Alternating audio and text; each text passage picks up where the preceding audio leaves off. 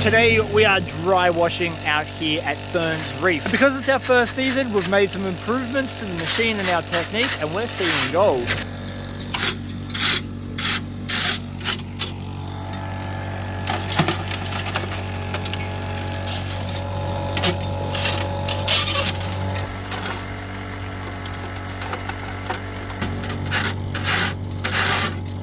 There is a hard rock gold mine just there, and it feeds directly into this little natural gully that was never touched by the old timers, and that's come down to where we have our dry washer set up here, and that continues down to yet another rather large gold mine down there. And we know there is absolutely no workings in this gutter, so we thought it would be the perfect opportunity to try these new techniques with the dry washer. Your brush, good sir.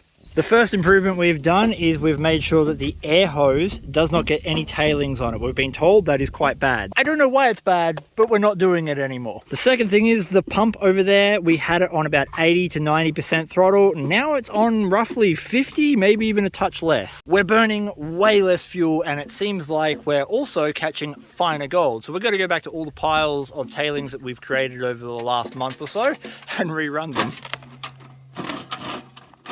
In our first run, we did a little bit of dry panning, used a tiny bit of water to see if we could see any gold, and we did get a few nice fine flakes. We're not expecting heaps, we're just more or less testing the principles of this new technique and if it works. Dry panning is exactly the same as what the dry blower does. We're just creating vibration and movement in the soil. Some of the gold will sink to the bottom, a lot of it won't, but it should allow us to see if we've got anything in here.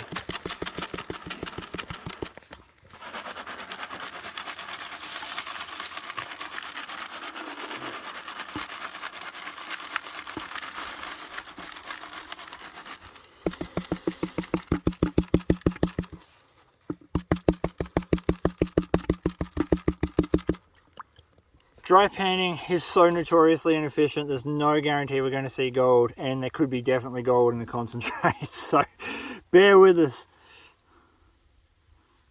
Hey, there's a couple little pieces in there. All right, they're going to be very, very difficult to see. You got one there, and we've got one just there. So we've got three tiny little flakes of gold after that dry panning session.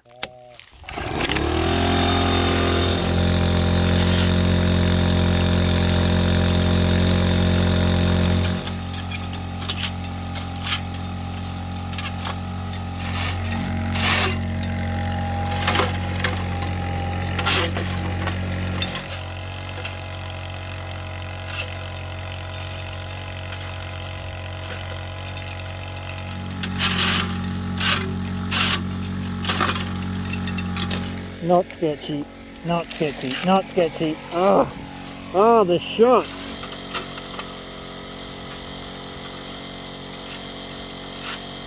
They chase the main lead up here, and then they hit obviously a very good pocket. This is a huge open cut stope, and I don't know how deep it went down, but they chased it up one fork, and they also chased it up the second fork.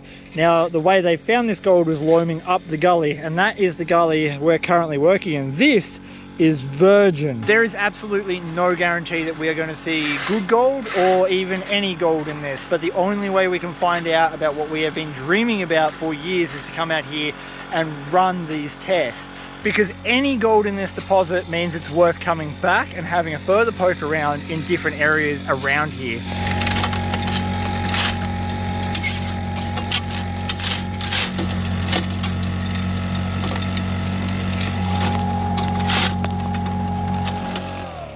That was a pretty dang small run. We hit a layer of very fluffy dirt, which is likely the mulch, the leaves and the ash and the debris that's been washed in there over the last 150 years. We dug down till we hit hard clay, and that's where we did most of our run from. Maybe, I don't know, 10 buckets worth. And worse yet, this is nugget or nothing ground, meaning that we are relying on the fact that this machine is going to allow us to process enough of this dirt to stumble across the 1 or 2 little nuggets that might be in this area.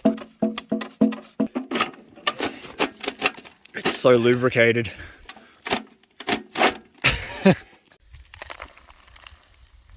As we've discussed, this is an inaccurate test, but we're going to do it anyway because of fun.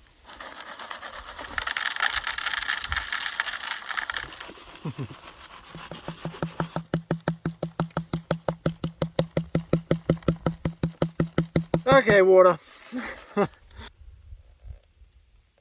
Cool, just enough. That's your water. That's my water.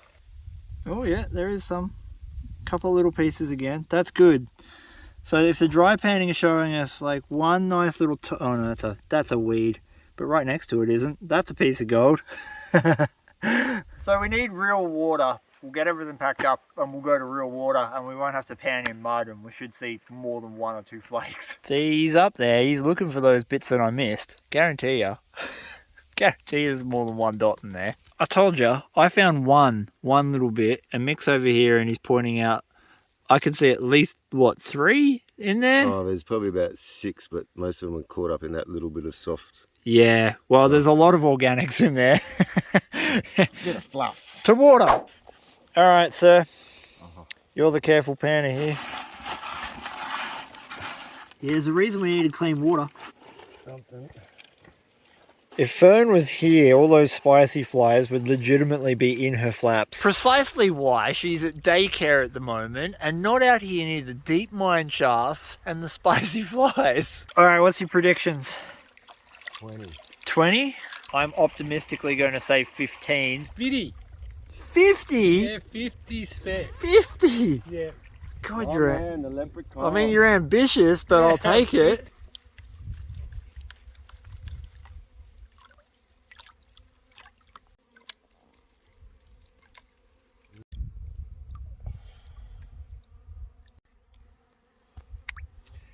There are no indicator minerals, so there's not really any ironstone that's heavy enough to sit in the pan, and there's 100% no black sand. So the problem with this spot is you can't even hunt gold based off heavies. You have to find gold to find gold. It's frustrating ground to work. This is the first, what, half of that bucket? Maybe, so a little bit of the bucket, not full. It's fine stuff too. It's done a good job at catching that fine stuff. Oh man, we've lost so much gold in all our other runs. This is what we were trying to achieve, was seeing how much better we can make the recovery. There's the gold.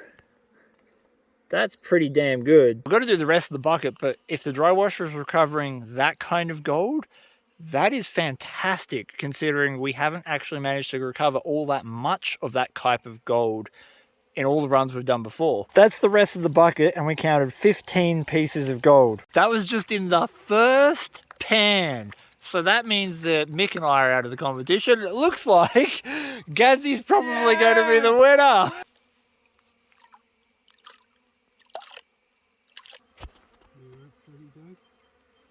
Now, with the indicator of gold being gold in this spot, given we're finding nice fine traces of it, it means if we keep working that gutter, there is every chance that there are some nice chunky bits sitting in it. Whoa! Gadsy wins. Gadsy definitely wins. Look at that. That was way more gold than I was expecting to see. Way more. That's lead too, isn't it? Yep. So we actually recovered a nice piece of lead. This is what put us onto that gutter in the first place, detecting heaps of bullets in it. That's the most fine gold I've seen come out of this entire area. I know that doesn't look like a whole bunch of gold, but that confirms that our machine is running really well. It also confirms that there is gold in that area. And if we commit to that area, there's every chance we'll pull out a nugget. So I guess we've got another trip coming up in that spot.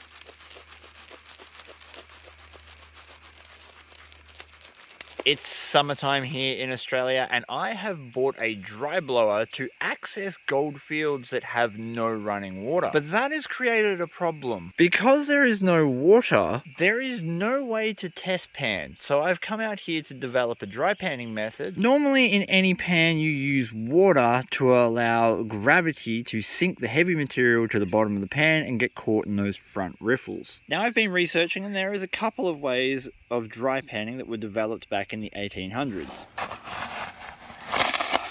The first method was to hold the pan full of dry material over another pan from a great height and let the wind blow away the light material.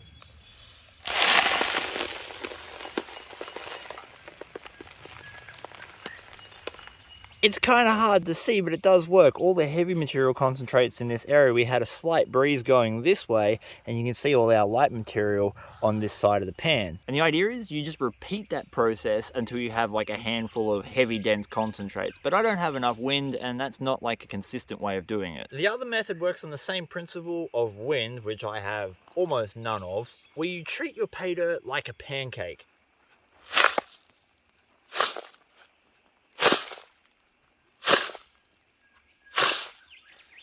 Yeah, so you just keep doing that until you get the same result. But again, you need wind.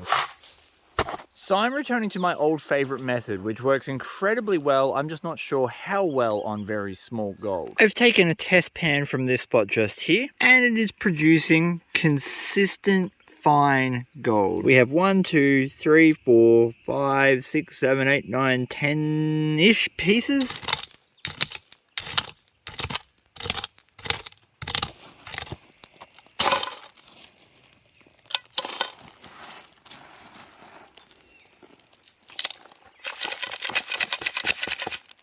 Not awkward at all.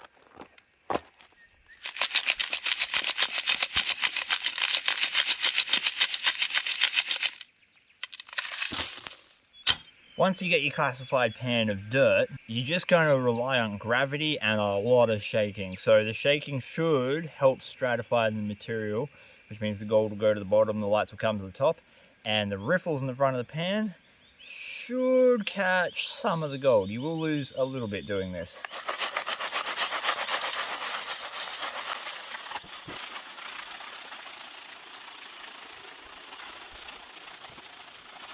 The problem has always been, once you get down to this amount of concentrates in your pan, the shaking required to hopefully sink the gold to the bottom is just a little too violent, and it tends to walk the gold up the riffle. So I've kind of invented a way that at least in my testing at home, seems to get rid of all that light stuff with less violence.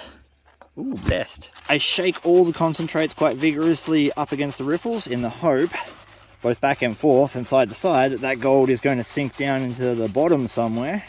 But then we let gravity and vibration do the rest of the work. So we kind of hold the pan almost flat. It's tilted away a little bit from me. And I'm going to tap like I normally would to reveal the gold if I had water in the pan, but that should walk this light dirt up and out. And so now the really heavy gold has to fight against gravity to walk itself up a series of riffles, and hopefully stays at the bottom.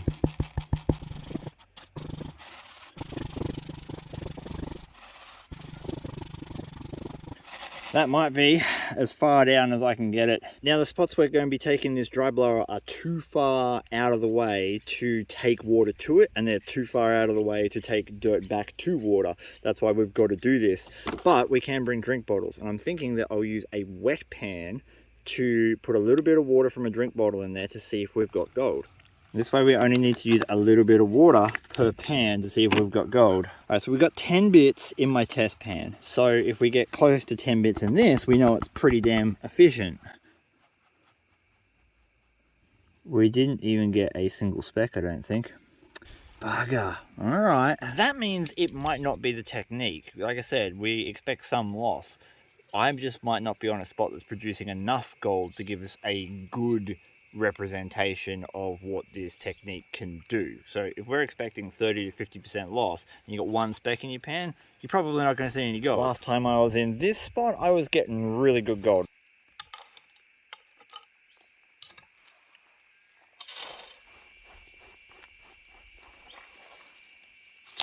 This time, we're panning into a pan.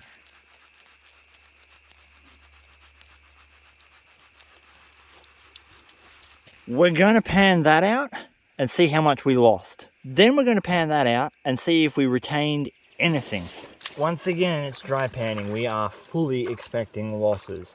So what I want to see is a 50% plus retention. 50% means that when I do hit a spot that's decent, I will see an amount of gold in my pan, and I know I can set the dry blower up there. Here goes nothing. How much gold did we drop? Lots of coarse tin. My God. Ooh, okay, there we go. We got 1, 2, 3, 4, 5, 6, 7, 8, 9, 10, 11 pieces of gold. So that means that I need to see around 10 or 11 pieces of gold in this pan for me to consider it efficient. Okay, tooth moment of tooth. Failing to see very many heavies in here, which is not a good sign. Some though, little bits of black sand. Oh, I can see a couple pieces of gold. Yep. Nope. At home, the technique that I'm using right now works very well on small shotgun pellets, but a small shotgun pellet is still quite a big piece of gold. So I'm wondering if the riffle design will have an effect. I'm going to use the Garrett Super Sleuths for these two really big riffles. This material is like 95% dry. There was just a couple of sections I got in there that had a bit of damp material. Let's see if that makes a difference.